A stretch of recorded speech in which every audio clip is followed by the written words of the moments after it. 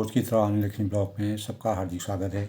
सबके मंगल भविष्य की कामना के साथ बड़ों को मेरा नमस्कार, छोटों को मेरा आशीर्वाद। रामचरितमानस की बालकांड प्रसंग में दोस्तों, जब यानी राक्षसों के आतंक से रामचरितमानस में मर्यादा पुरुषोत्तम भगवान राम जी के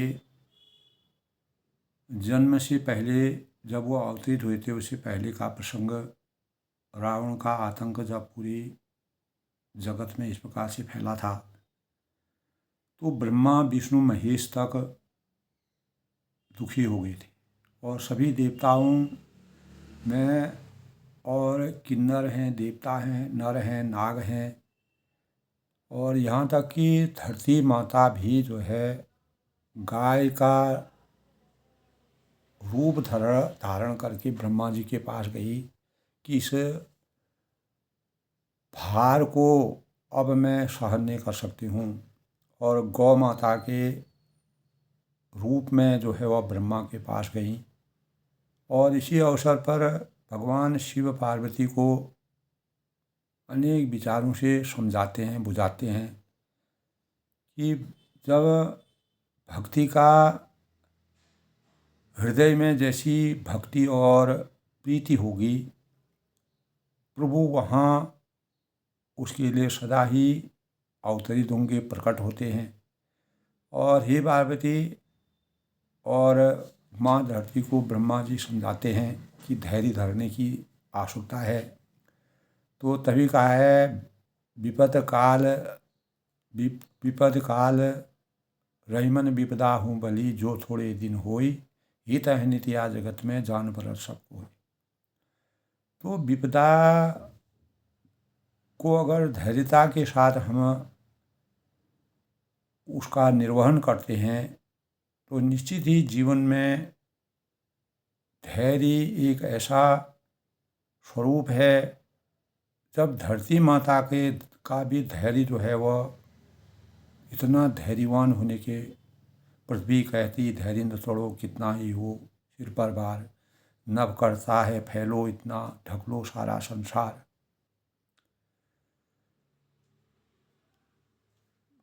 तो इस प्रकार जो है पृथ्वी कहती धैर्य न छोड़ो, ऐसा कहने पर भी, इस प्रकार की विचारधारा होने पर भी पृथ्वी माता, धरती माता की जो विचारधाराएं हैं, तो जब इस धरती पर अत्याचार बहुत बढ़ जाता है तो पृथ्वी भी उसको बर्दाश्त नहीं कर सकती,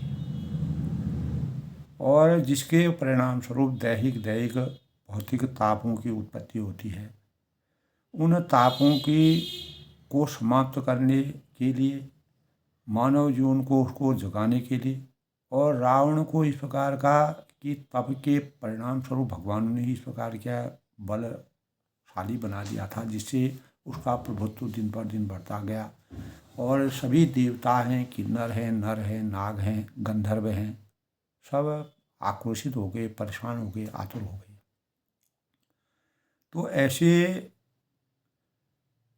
समय में दोस्तों धैर्य के बारे में, तब राक्षस लोग घोर अत्याचार जब करते थे, उनका वर्णन तुलसीदास जी भी करने में असमर्थ हो गए, और हिंसा पर जिनकी प्रीति थी वे पापों का कोई ठिकाना ही क्या, कोई ठिकाना नहीं था। जब कोई भी चीज़ चरम पर पहुंच जाती है, जब किसी चीज़ की बहुत ही उन्नति होती है और उसकी अधोगति ऊर्ध्वगति, तो गतियाँ कभी ऊपर जाती हैं तो कभी नीचे आती है। जो चींटी है वह ऊपर चढ़ती है तो भी नीचे भी गिरती है। तो इस प्रकार मानव जीवन भी दोस्तों, रावण का आतंक, रावण का अत्याचार, राक्षसों का अत्याचार, जिसमें न जप था, न योग था, न वैराग्य था, न तप था, और न यज्ञ था। तो देवताओं को अपने भाग को पाने की बात रावण नहीं करता था, क्योंकि मर्यादा पुरुषोत्तम भगवान राम जी का अवतरण होना था। और जहाँ भी इस प्रकार की पूजा पाठ होती थी, तप तपस्या होती थी, वैराग्य की भावना आती थी, योग जप तप होता था, तो वहाँ रावण खुद दौड़ के आ जाता था और उसको विध्वंस कर देता था। तो कुछ भी वह रहने नहीं देता था। इस प्रकार का आतंक उसने तो पकड़ कर विध्वंस कर डाला। तब भ्रष्ट आचरण चारों दिशाओं में फैल गया और धर्म तो कानों से भी कोई सुनने को आतुर नहीं था और कोई वेद और पुराण को नहीं मानता था। संस्कारों की मर्यादा समाप्त हो गई थी। मर्यादित जीवन पूर्ण रूप से भंग हो गया था। तो देश काल परिस्थितियां जो हैं बदल गई थी, विचलित हो गई थी। ब्रह्मा और विष्णु महेश भी इस बात को समझ नहीं पाए। तो राक्षस लोगों ने इस प्रकार का आतंक किया, जिसके परिणाम स्वरूप पापों को बहुत ही बढ़ावा मिला। तो पराये धन और पराई स्त्री मन चलाने वाले दुष्ट चोर और जुआरी की की संख्या बढ़ती गई और लोग माता पिता और देवताओं को नहीं मानते थे और आसुरी शक्तियाँ लगातार वृद्धि कर रही थीं। और शिवजी तब ऐसे प्रसंग में भगवान शिव पार्वती को अपना प्रवचन कहते हैं, अपनी वाणी बोलते हैं कि हे भवानी, जिनने ऐसा आचरण है, जिन राक्षसों का इस प्रकार आचरण है, जिनके यह आचरण भवानी, ते जाने हूँ निश्चर सब प्राणी, अतिशय देखी धर्म के ग्लानि, परम सभीत धरा आकुलानी। तो जिसके ऐसे आचरण हो वह सब प्राणियों को राक्षस ही समझना चाहिए।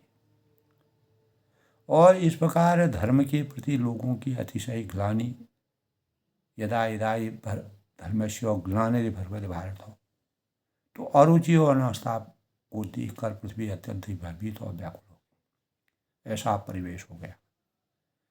तो वह सोचने लगी कि हे पर्वतों, नदियां हैं, पर्वत हैं, समुद्र हैं, बोझ मुझे इतना भारी जान पड़ता था कि जितना भारी मुझे परद्रोही दूसरों पर अनिष्ट करने वाला लगता है। पृथ्वी सारे धर्मों के विपरीत देख रही थी। धरती माता बहुत ही दुखी हो गई थी, पर रावण से भयभीत हुई वह कोई भी कुछ नहीं बोल सका। जब रावण चलता था तो पूरी धरती हिलने लगती थी। तो भगवान ब्रह्मा विष्णु महेश ने उसको इस प्रकार का बलिदान दिया, तपस्या में इतना प्रवीण हो गया, जिसके परिणाम स्वरूप उसकी तपस्या के परिणाम स्वरूप जो फल दिया था, उस फल का अंत करने के लिए ब्रह्मा विष्णु महेश तक की भी नहीं चली। अंततः गद्वा परमात्मा परम ब्रह्म परमेश्वर मर्यादा पुरुषोत्तम भगवान राम जी को अवतार होना पड़ा, जिसके लिए ब्रह्मा जी ने स्तुति की। तो तब धेनु रूप धरी हृदय विचारी, यानी गाय के रूप को धारण करके हृदय में अपने विचार करके ध्यान धर के गई तहाँ जहाँ सुर मनि धारी, गौ का रूप धारण करके धरती माता को भी दुख हुआ। तो वहाँ सब देवता और मुनि छिपे हुए जहाँ थे राक्षसों के डर से, और पृथ्वी रोकर उनको अपना दुख सुनाया और किसी से कुछ कहने को नहीं बनता था। कोई सब किंग कर्तव्य विमूढ़ हो गए। तो अनेक प्रकार के जब अनाचार अत्याचार, दोस्तों कलयुग में भी इस प्रकार के, कलयुग को पापों से अत्याचारों से हानियों से बचाने के लिए तुलसीदास ने रामचरितमानस का बालकांड में जो चित्रण रावण के और राक्षसों के आतंकों के माध्यम से मानव चेतना को जगाने का प्रयास किया है। तो उसके परिणामों को हमें अपने अंतःकरण में रखना चाहिए। कभी ऐसी भी स्थिति आ सकती है जब आदमी अधोगति की तरफ उसका जाना होता है, जाको प्रभु जी दुख देते हैं, उसकी मत्ती को पहले हल लेते हैं। तो रावण की मत्ती भ्रष्ट कर दी थी। भगवान ने वह ब्रह्मा का स्मरण करके सरस्वती माँ को प्रकट करा के सरस्वती माँ से आराधना करके रावण का पूर्ण रूप से हृदय परिवर्तन कर दिया।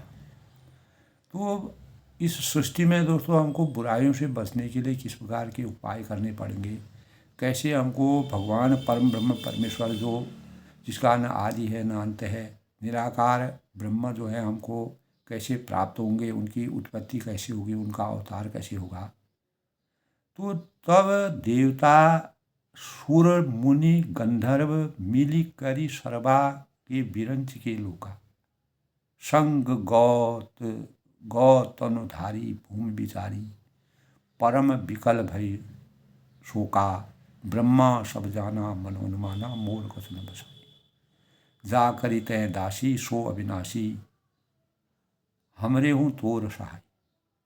तब देवता मुनि और गंधर्व सब मिलकर आपस में मिलकर ब्रह्मा जी की जब उन्होंने अपना जब अनाचार अत्याचार बहुत बढ़ जाता है तो दोस्तों एक होना पड़ता है। एकता में शक्ति होती है।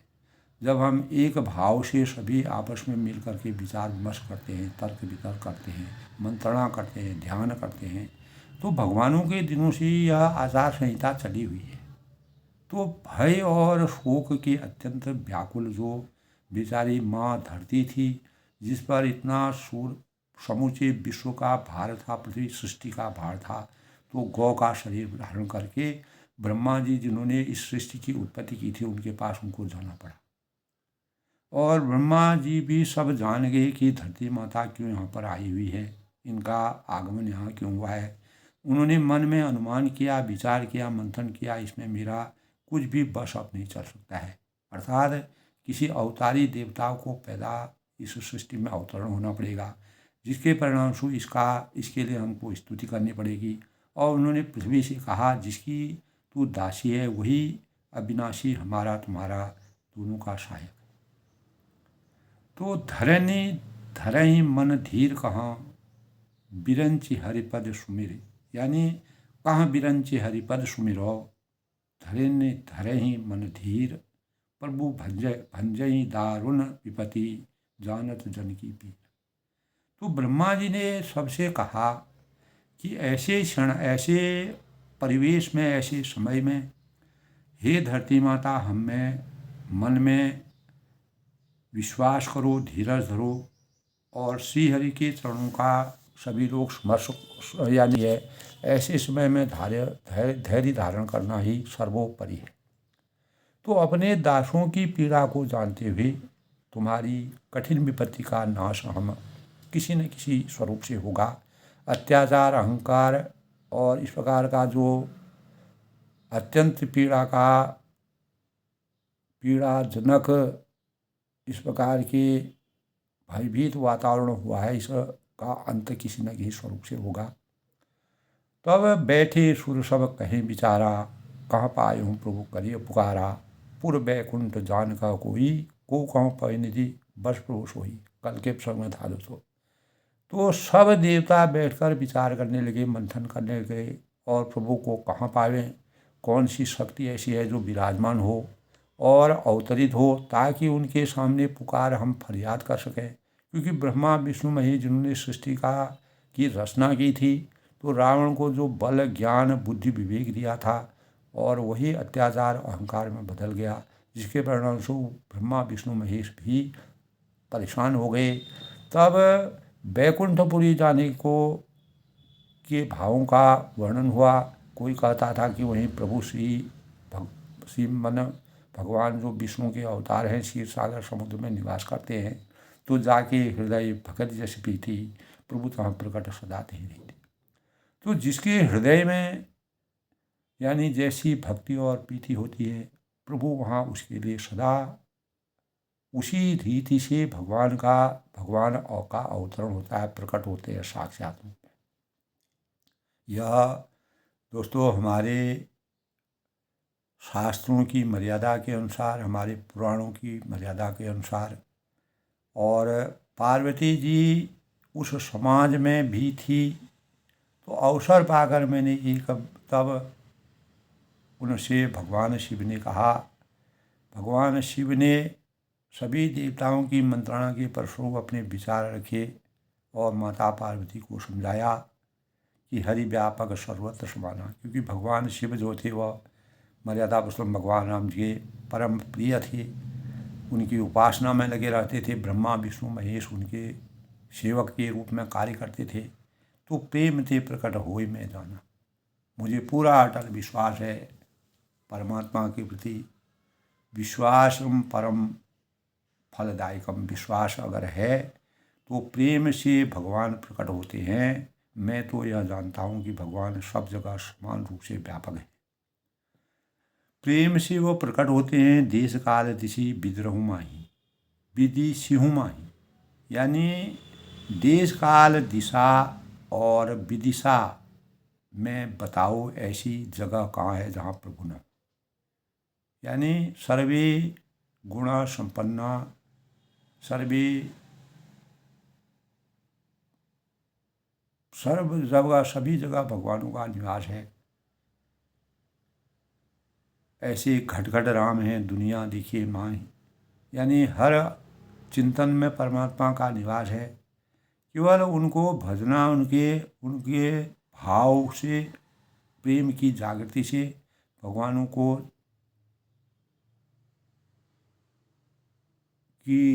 प्रकट करने के भावों का संसार है।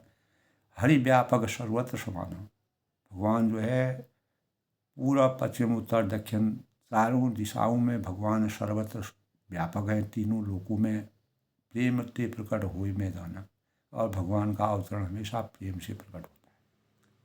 देश काल विधि दिशि विधि सिहु माही, देश काल परिस्थितियों के अनुसार दिशा विदिशा में बताओ ऐसी जगह कहाँ है जहाँ हम अनेकों शास्त्रों का अध्ययन करते हैं, मंथन करते हैं, ग्रंथों को पढ़ते हैं, लेकिन भगवान की आसक्ति सब जगह विद्यमान है। तो अंग जगमय सब रहित विरागी, प्रेम ते प्रभु प्रकटे जिमे आगी। मोर बचन सबके मन माना, साधु साधु करे ब्रह्म बखाना। तब भगवान शिव ने जब पार्वती से और सभी देवताओं से भगवान की वास्तविक स्वरूप का वर्णन किया, वे चराचरमय चराचर के व्याप्त होते हुए भी सबसे रहित है और विरक्त है, और उनकी कहीं आसक्ति नहीं है। वे प्रेम से प्रकट होते हैं। जहाँ भक्ति होती है, प्रेम होता है, वहीं परमात्मा प्रकट होते हैं। जैसे अग्नि प्रकट होती है।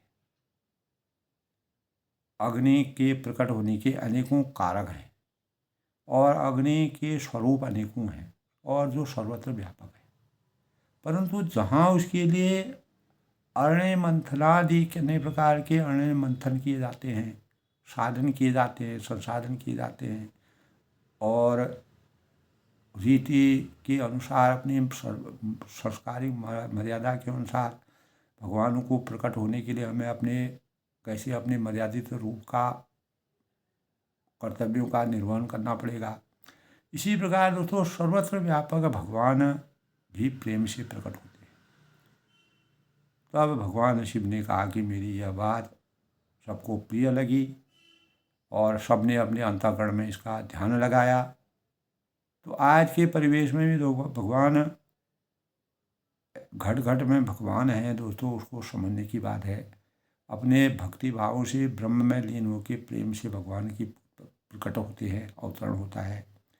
तो तब ब्रह्मा जी ने जब भगवान शिव की बातें उनके अंतःकरण में आई, तो उन्होंने उनको साधुवाद दिया, और साधु साधु कह करके उनकी बड़ी बड़ाई की, और अपने अंतः चेतना को जगाने का प्रयास किया कि भगवानों का कैसे। तब उन्होंने मेरी बात सुनकर ब्रह्मा जी के मन में बड़ा हर्ष हुआ। शिव जी कहते हैं, सुनि बिरंच मन हरस तनो, पुलक नयन वह नीर।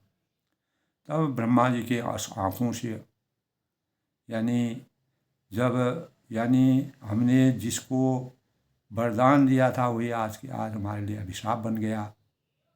तो भगवान के प्रकटीकरण के लिए जब उनकी कोई एक भी नहीं चल पाई, तब सुने बिरंच मन हरस तनो, पुलक नयन वह नीर। तो ब्रह्मा जी के आँखों से अश्रुओं की धार हो गई। जब आदमी विस्मय, कोई भी भगवानों का भी अवतरण है, भगवान भी कभी कभी समय परिस्थिति देश काल के अनुसार संशय में पड़ जाते हैं, और क्या यानी कोई संशय यानी लीला, ये परमात्मा की लीला है। लीलाओं को करने के लिए, मानव चेतना को जगाने के लिए अनेक प्रकार की रचनाओं को रामचरितमानस में मर्यादा पुरुषोत्तम भगवान राम जी के पात्र के रूप में जिसका तुलसीदास जी ने वर्णन किया है। तो तब भगवान शिव की बात सुन करके ब्रह्मा जी के मन में अपार हर्ष और प्रसन्नता प्रकट हुई, आध्यात्म जगा और उनका तन पुलकित हो गया, पुलकायमान हो गए। नेत्रों से जब आदमी किसी भी परिस्थिति को देख करके, देश काल स्थिति को देख करके जब विवश हो जाता है, तो वो ऐसे समय में आदमी के अंतःकरण से प्रेम के आंसुओं की जलधारा निकलती है और आदमी भावुक हो जाता है, भावनाओं के समुद्र में डूब जाता है और स्तुति करत जोरि करो सावधान मति। तब वे धीर बुद्धि ब्रह्मा जी सावधान होकर हाथ जोड़कर स्तुति करते हैं। तो आज की स्तुति से पहले ब्रह्मा जी क्या स्तुति करते हैं, उससे पहले दोस्तों आज के शुभ पंचांग के भावों की बात करते हैं। तो आज दोस्तों, आज का पंचांग आज 1 फरवरी 2025। आज हमारे देश का दोस्तों बजट सत्र भी है। आर्थिक नीतियों के बारे में सरकार द्वारा 1 साल की नीतियों के बारे में एक एक करके उसके बारे में सभी मानव कल्याण की जो 1 वर्ष के लिए जो मापक बनाए गए हैं, जो मापदंड बनाए गए हैं, उनका सरकार द्वारा आज बजट पेश होगा। और माघ मास आज दोस्तों 1 फरवरी 2025 माघ माह के शुक्ल पक्ष की चतुर्थी तिथि गणेश जयंती विनायक चतुर्थी के नाम से यह दिन माना जाता है। आज दोस्तों शनिवार का दिन है। विनायक चतुर्थी मुहूर्त 11:38 से 1:40 तक दोपहर में है और योग यानी यमगंड योग है। और यमगंड योग जो है दोस्तों, यह अशुभ समय माना जाता है, अशुभ योग माना जाता है, जो यम को समर्पित होता है। और यह योग दोस्तों 90 मिनट तक का होता है। और इस योग में दोस्तों किसी प्रकार के शुभ कार्य को करना वर्जित माना गया है, क्योंकि यह राहु से जुड़ा हुआ योग है। यमगंड योग यानी अनेक प्रकार की बाधाओं और अशुभ योग माना गया है।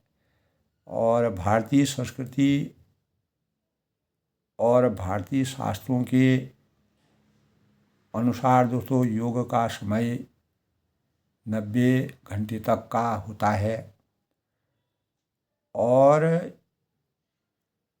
आज दोस्तों चतुर्थी वरद चतुर्थी के रूप में यानी गुलिक काल भी आज है दोस्तों। और यमगंड योग 1:56 से 3:18 तक है। और गुलिक काल सुबह 7:09 से 8:31 तक है। और भद्रा भी आज है दोस्तों, रात में 10:26 से। और 24 फरवरी यानी 2 फरवरी को जो है 7:09 तक चंद्रमा मीन राशि में आज प्रवेश करेंगे। विक्रम संवत 2081 शक संवत 1946 गोदी नाम संवत्सर। सूर्य उत्तरायण में रहेंगे, और उत्तर भाद्रपद नक्षत्र है। शीत ऋतु चल रही है। आज के शुभ मुहूर्त की बात करें तो अभिजीत मुहूर्त पर को केवल इस समय हम कोई भी कार्य कर सकते हैं। वैसे आज यमगंड योग है, वो 12:18 से 1:02 तक हम अगर कोई ज़रूरी काम है उसको शुभता के अनुसार कर सकते हैं। और अमृतकाल आज 7:06 से 8:35 तक है। ब्रह्म मुहूर्त 5:34 से 6:22 तक। और राहु काल दोस्तों इस दौरान भी यमगंड योग और राहु काल के समान ही माना जाता है। 4:29 से 5:50 तक अपराह्न। और सूर्योदय दोस्तों आज 7:09 पर सूर्योदय होगा और सूर्यास्त जो है 6:01 तक। इस प्रकार दोस्तों आज के शुभ पंचांग के भावों का सहयोग है। और जैसे कि हम जानते हैं आज शनिवार का दिन है। शनिवार की प्रकृति यानी दारुण मानी गई है और शनि जो हैं वह न्याय के देवता माने गए हैं। समुद्र मंथन के समय शनि ने न्याय की पराकाष्ठा को, यद्यपि शनि सूर्य भगवान के पुत्र के रूप में शनि भगवान की पूजा की जाती है और सूर्य जो कभी कभी शनि से परेशान हो जाते थे, तब एक बार भगवान शिव को उन्होंने कहा कि सूर्य को दंडित किया जाए। तब भगवान शिव ने जो है अपने गणों को शनि देव को प्रताड़ित करने के, उनको समझाने के लिए भेजा, लेकिन शनि नहीं माने। और उसके बाद भगवान शिव ने अपने त्रिशूल से जो है शनि को घायल कर दिया। ऐसा प्रसंग हमारे शास्त्रों में है। तो शनिदेव घायल हो गए, तो शनिदेव घायलावस्था में जो है तब हनुमान जी का अवतरण हुआ, क्योंकि कलयुग के देवता शनि और हनुमान दोनों माने जाते हैं। तो हनुमान जी के अवतरण के बाद हनुमान जी ने शनि देवता की उपासना भी की और उनकी रक्षा भी की और उनको तेल से उनका उस समय के परिवेश के अनुसार औषधि के रूप में तेल का, सरसों के तेल का प्रयोग, ऐसा हमारे शास्त्रों की मर्यादा है। तो भगवान शनि को इसलिए तेल चढ़ाने का है।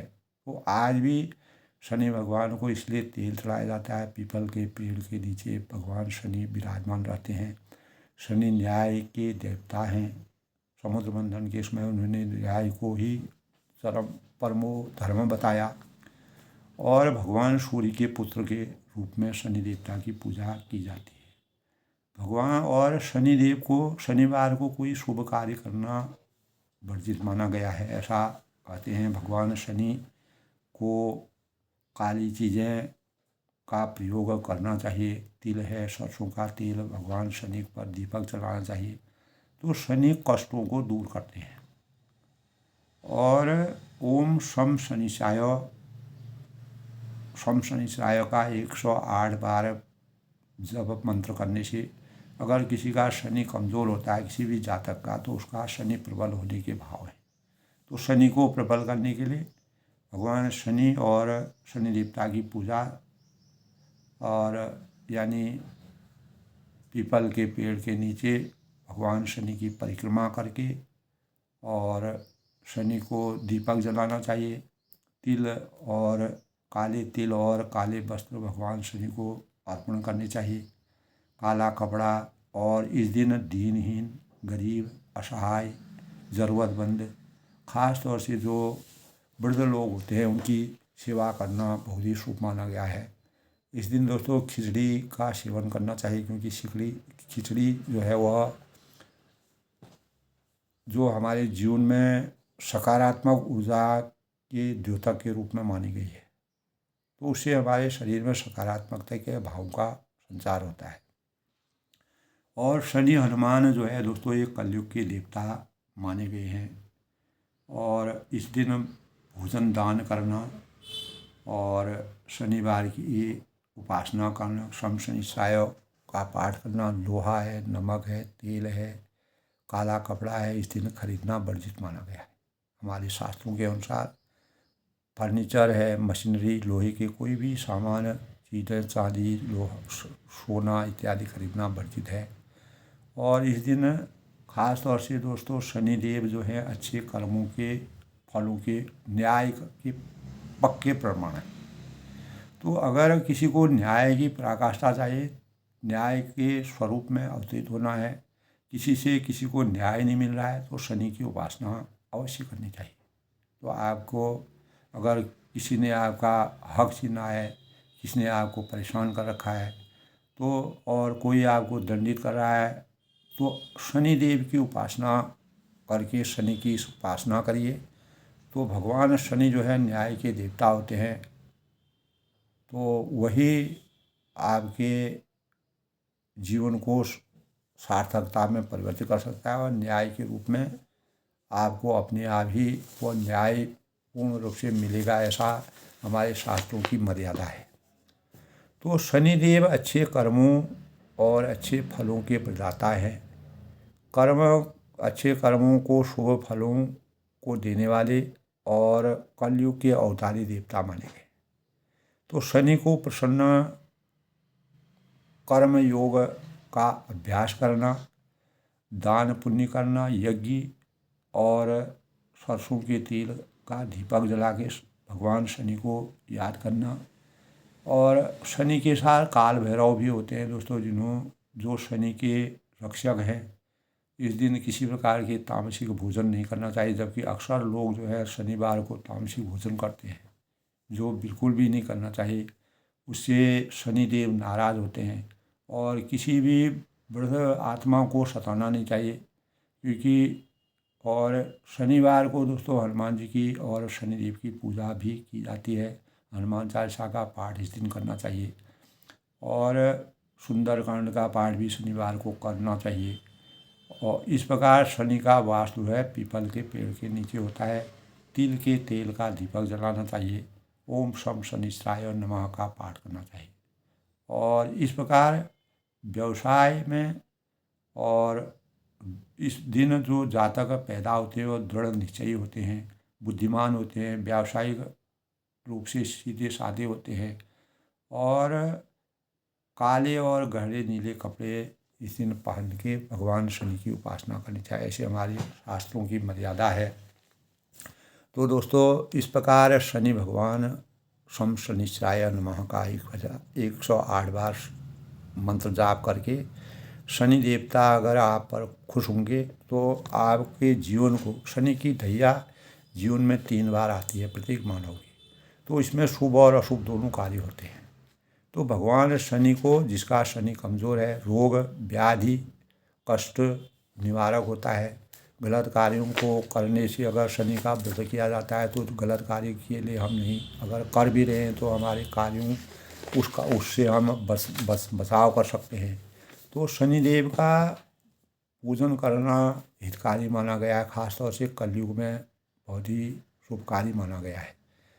इस प्रकार दोस्तों शनिवार के दिन के अवसर पर मैं सबके उज्जवल भविष्य की कामना करता हूँ। तो अब दोस्तों भगवान ब्रह्मा जी जो है मर्यादा पुरुषोत्तम भगवान राम जी की स्तुति करते हैं। जब सभी देवता परेशान हो जाते हैं तो जय जय सुरनायक जन सुखदायक प्रणत पाल भगवंता, गोदिज हितकारी जय अनुसारी सिंधु सुता भयकंता, पालन सुर धरनी अद्भुत करनी मरण न जाने कोई, जो सहज कृपाला दीन दयाला करम अनुग्रह सोई। तब वह भगवान ब्रह्मा परमात्मा के अवतरण के लिए जब सभी लोग परेशान राक्षसों की आतंक से जो है परेशान हो जाते हैं, तो वह जो है भगवान के अवतरण के लिए स्तुति करते हैं।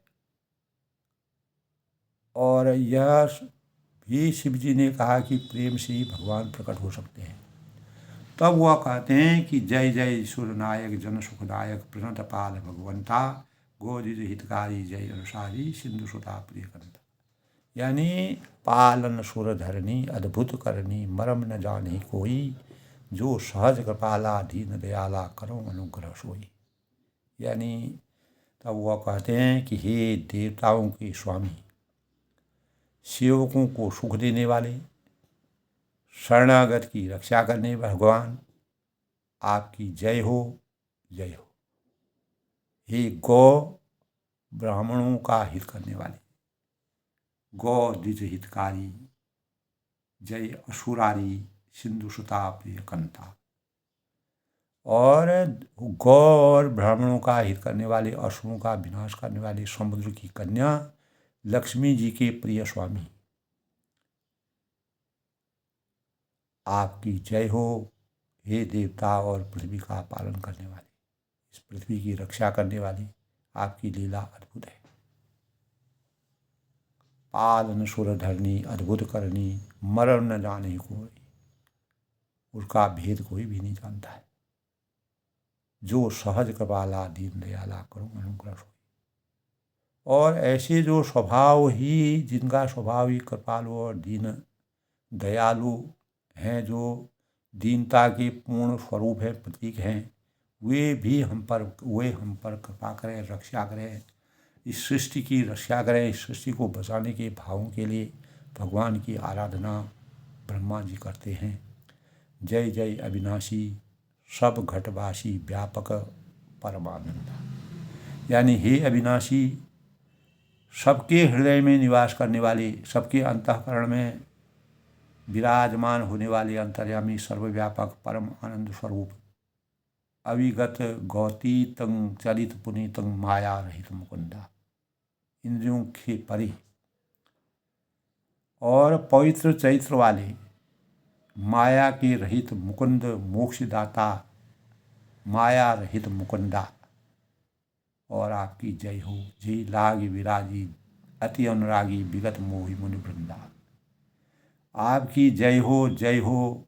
इस लोक और परलोक के सब भोगों से विरक्त तथा मोह से सर्वथा छूटे हुए, जय लाग विरागी अति अनुरागी विगत मोह मुनि वृंदा। निशिवासर ध्यावें गुण गण गावें जयति सच्चिदानंदा। यानी मुनि वृंद भी, मुनियों का समूह भी अत्यंत अनुरागी प्रेमी बनकर, जिनका रात दिन ध्यान करते हैं, चिंतन करते हैं, मनन करते हैं, अंतर ध्यान हो जाते हैं, तो जिनके गुणों के समूह का गान करते हैं, रात दिन उनकी प्रेरणा से अभिभूत होते हैं और पुलकायमान होते हैं, उन सच्चिदानंद की जय हो।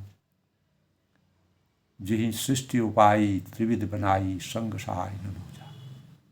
जिन्होंने बिना किसी दूसरे संगी अथवा सहायक के अकेले ही या स्वयं अपने को त्रिगुण रूप ब्रह्मा विष्णु शिव रूप बनाकर, अथवा बिना किसी उपादान कारण के, अर्थात स्वयं को सृष्टि का अभिन्न निमित्त उत्पादान कारण बनकर तीन प्रकार की सृष्टि उत्पन्न की। जो करहु अघारी चिंत हमारी जानिय भगत न पूजा। जो भव भय भंजन मुनि मनरंजन गंजन विपति बरूथा। और वे पापों का नाश करने वाले भगवान हमारी सुधि थे। हम बहुत ही परेशान हैं, आतुर हैं, यहाँ तक कि धरती माता भी परेशान है। और रावण का आतंक जिस प्रकार से पूरे सृष्टि में फैल गया है, हमने भक्ति जानते हैं। सो कर्म अघारी चिंत हमारी जानिय भगत न पूजा। हमने भक्ति जानते हैं। सो भव भय भंजन मुनि मन रंजन गंजन विपति बरूथा। और हमने भक्ति जानते हैं जो संसार के जन्म मृत्यु के अथवा नाश करने वाले, मुनियों के मन को आनंदित करने वाले और विपत्तियों के समूह का नष्ट करने वाले, हम सब देवताओं के समूह मन वचन और कर्म से छाण शयानी शरण अकुल सूरजू था। चतुराई करने की बाण छोड़कर उन भगवान की शरण में आए हैं। आपको हमारा नमन है, अभिनंदन है, वंदन है। हम आपको नमन करते हैं, प्रणाम करते हैं, आपके चरणों में सिर नवाते हैं। ऐसी विपत्ति के समय में भगवान का अवतरण होना, विराजमान होना, इस सृष्टि की रक्षा के लिए परम आवश्यक हो गया है। तो ब्रह्मा जी की इस प्रकार की स्तुति करते हैं। कहा है दोस्तों कि शारद शुद्धि सेवा ऋषयो अशेषा जा कहूँ कोई नहीं जाना। जही दीन प्यारे वेद पुकारे द्रवों सो श्री भगवान। यानी शारद श्रुति शेषा ऋषय अशेषा जा कहूँ को नहीं जाना। जही दीन प्यारे वेद पुकारे द्रवों सो श्री भगवान। यानी सर्वशक्तिमान भगवान, परम ब्रह्म परमेश्वर भगवान, भव बारिद मंदर सब विधि सुंदर गुण मंदिर सुख पुंजा। मुनि सिद्ध सकल सुर परम भयातुर नमत नाथ पद कंजा। तो सरस्वती, वेद, शेष, संपूर्ण ऋषि कोई भी जिनको नहीं जानते, जिन्हें दीन प्रिय हैं, यानी ऐसा वेद पुकार कहते हैं, और वे ही भगवान हम पर दया कर सकते हैं और कोई भी हमारा सहारा नहीं। और हे संसार भव बारिद मंदिर सब विधि सुंदर गुण मंदिर सुखपुंजा। तब उन्होंने कहा वही इस श्री भगवान हम पर दया कर सकते हैं, कृपा कर सकते हैं, हमको कृतार्थ कर सकते हैं। हे संसार रूपी समुद्र के मथने वाले, समुद्र का मंथन करने वाले, इस समुद्र को मथ करके जो माखन रूपी ज्ञान हमको प्रवाह, हमको जीवन हमको देने वाले हैं, मंद्राचल स्वरूप भव बारिद मंदर सब विधि सुंदर गुण मंदिर सुखपुंजा। मंद्राचल पर्वत के समान सब प्रकार के सुंदर गुणों से संपन्न धाम और सुखों की राशि के नाथ भगवान, आपके चरण कमलों में मुनि सिद्ध सकल सुर परम भयातुर नमत नाथ पद कंजा। आपके चरणों कमलों में मुनि हैं, सिद्ध हैं, सारे देवी हैं, देवता हैं, नर हैं, नाग हैं, किन्नर हैं और धरती है, भव के अत्यंत व्याकुल होकर आपको नमस्कार करते हैं, प्रणाम करते हैं, नमन करते हैं, वंदन करते हैं, आपका अभिनंदन करते हैं। तो इस प्रकार से भगवान ब्रह्मा ने जो है भगवान की स्तुति की। क्षीर सागर में जाकर के भगवान विष्णु के अवतार को पैदा यानी अवतरित होना था। तो ऐसे जीवन की कामना के लिए जो रावण के अहंकार और अत्याचार के दुखों से व्यापित ब्रह्मा विष्णु महेश तक परेशान हो गए थे, धरती में आकुलता आ गई थी, धरती में भय पैदा हो गया था, पूरे सृष्टि में जो है अनाचार आ गया था। तो ऐसे समय में यदा यदा हि धर्मस्य ग्लानिर्भरति भारत अभ्युत्थानम् अधर्मस्य तदात्मानं सृजाम्यहम्। तो परित्राणाय मुनीनां विनाशाय च दुष्कृतां। तो मुनियों को जिस प्रकार से ऋषि मुनियों को परेशानी थी, देवता परेशान थे, तो ऐसे समय में भगवान का अवतरण होना अनिवार्य है। तब ब्रह्मा जी ने भगवान को क्षीर सागर में भगवान को नमन किया, प्रणाम किया। विष्णु भगवान का अवतरण होता है। जान सभय सूर्य भूमि सुनी, बचन समेत सनेह, गगन गिरा गंभीर भई, हरिणि शोक संधि।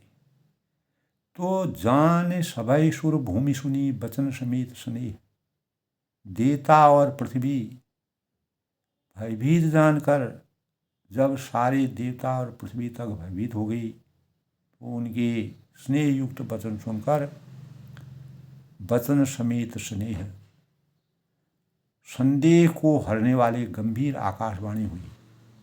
आकाशवाणी क्या हुई? जनि डर पहुँ सुनि सिद्ध सुरेशा, तुम्हें लाग धरी हूँ नरवेशा, असन्ह सहित मनुज अवतारा, लहूँ दिनकर बंशोदारा। हे मुनि सिद्ध और देवताओं के स्वामी हो, डरो मत। तब ब्रह्मा जी ने कहा था कि धैर्य धरो। तो ब्रह्मा जी के अनुसार तब उन्होंने आकाशवाणी हुई कि तुम्हारे लिए मैं मनुष्य का रूप धारण करके करूँगा और उदार पवित्र सूर्यवंश में अंशों सहित मनुष्य का अवतार लूँगा। तब इस प्रकार के भावों को इस प्रकार से आकाशवाणी होती है, यानी कश्यप अदिति महातव कीना, तिन कहूँ में पूरब बर दीना, तैं दशरथ कौशल्या रूपा, कौशल्यापुरी प्रगति नरभूपा। यानी कश्यप और अदिति ने बड़ा भारी तप किया था और मैं पहले उनको वर दे चुका हूँ, तिन कहूँ में पूरब बर दीना। और ते दशरथ कौशल्या रूपा, वे ही दशरथ और कौशल्या के रूप में मनुष्य की राजा होकर अयोध्या पृथ्वी में प्रकट हुए। आप लोगों को मैं बता देता हूँ कि भगवान ने आकाशवाणी के स्वरूप से इस प्रकार की बातें की तिनके ग्रह अवतरे हूँ जाई, रघुकुल तिलक सुचारे हूँ भाई, नारद वचन सत्य सब करे हूँ, परम शक्ति समेत अवतर। तो उन्हीं के घर जाकर मैं रघुकुल के श्रेष्ठ 4 भाइयों के रूप में अवतरण लूँगा। और नारद के सब वचन मैंने सत्य, नारद के जो वचन कहे हैं, मन वचन और कर्म से नारद की जो घोषणा हुई है, जो उन्होंने घोषणा की है, उसको अपनी पराशक्ति के सहित अवतार दूंगा। तो इस प्रकार की आकाशवाणी होती है। हरि ओम सकल भूमि गुरुराई, निर्भय हुई देव समुदायी, गगन ब्रह्म बानी सुनिकाना, तुरंत फिरे सूर्य। मैं पृथ्वी का सब भार संपूर्ण रूप से समाप्त करूँगा। और हे देवबंद, निर्भय हुई देव समुदाय, निर्भय हो जाओ, किसी प्रकार के शोक भय रोग शोक व्याधि से स्वतंत्र हो जाओ। और आकाश से ब्रह्म भगवान की वाणी को कान से सुनकर देवता तुरंत गए। गगन ब्रह्मवाणी सुनकाना, तुरंत फिरे सूरत हृदय जुड़ाना। और उनका हृदय शीतल हो गया, ठंडे हो गए, परेशान थे। तो आत्मा में शांति के भावों का सृजन हुआ और पूरी धरती में शांति का एहसास हुआ। सबने यानी शांत श्वास, सुख की सांस ली। और तब ब्रह्मा धरिहें समझावा, अभय भई भरोस जियावा।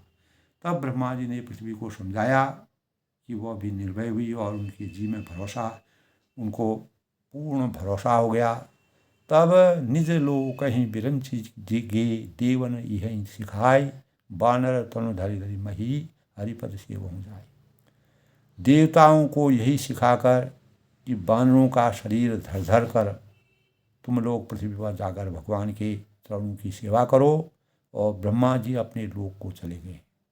तो ब्रह्मा जी के द्वारा इस प्रकार से निज लोक हैं बिरंची गए, देवताओं को यही सिखाकर जब आकाशवाणी हुई तो बानरों का शरीर धर धर कर तुम लोग अपने अपने शरीर को बदल करके बानर रूप में जाकर के अपने अपने लोक को जाओ, पृथ्वी पर जाकर भगवान के चरणों की सेवा करो।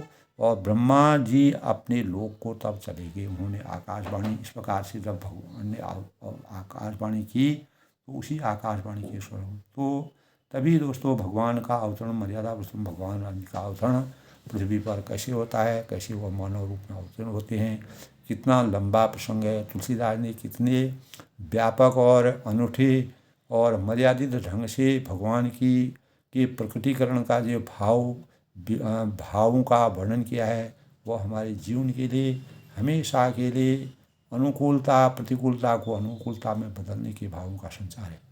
तो भगवान प्रेम और भावों के भूखे होते हैं।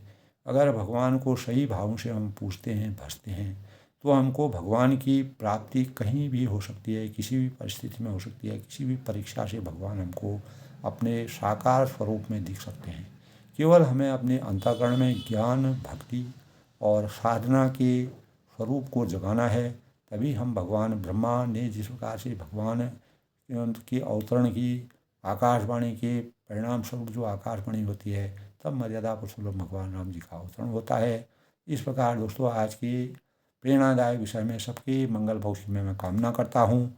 और भगवान रामचंद्र जी का अवतरण इसी प्रकार सभी घरों में हो, सबके अंतःकरण में हो, सबके चिंतन में हो। हमें सद्बुद्धि आए, सद्विचार आए और अन्याय, अत्याचार, अहंकार, गलत भावों से हमारा जीवन कभी भी ऐसे परिवेश में हम जन्म न लें। और सर्वे सन्तु सुखिनो, सर्वे सन्तु निरामया, सर्वे भद्राणि पश्यन्तु मा कश्चित् दुःखभाग्। और अयं निजो परवेति गणना लघुचेतानां उदार चरितानां वसुधैव कुटुम्बकम् की भावना हमारे अंतःकरण में होती है। तब देवताओं ने भी दोस्तों अपनी स्तुति के परिणाम स्वरूप ब्रह्मा जी ने जिस प्रकार सृष्टि की रचना की, उसी को सृष्टि को बचाने के लिए रावण के अत्याचार, अहंकार और पद लोलुप होने से इस सृष्टि को जो बचाने का प्रयास किया। इसीलिए भगवान राम मर्यादा पुरुषोत्तम भगवान राम जी को इस धरती पर अवतरण होना पड़ा। तो अपनी वाणी को मैं विराम देता हूँ, सबके मंगल भविष्य की कामना करता हूँ। आज के प्रसंग में जय श्री राम। भगवान का आशीर्वाद सभी के अंतःकरण में विराजमान हो। मेरी सबके लिए सुखी जीवन की मैं कामना करता हूँ। सब लोग प्रसन्न रहें, खुश रहें अपने जीवन को सामर्थ्यवान बनाएं, ज्ञानवान बनाएं और इस धरती में सुख और शांति का संचार करें। सबको एक जन जन में आत्मभाव के भावों का संचार हो और मानव चेतना का जागरण हो। यही कामना के साथ सब लोग सुखी रहें।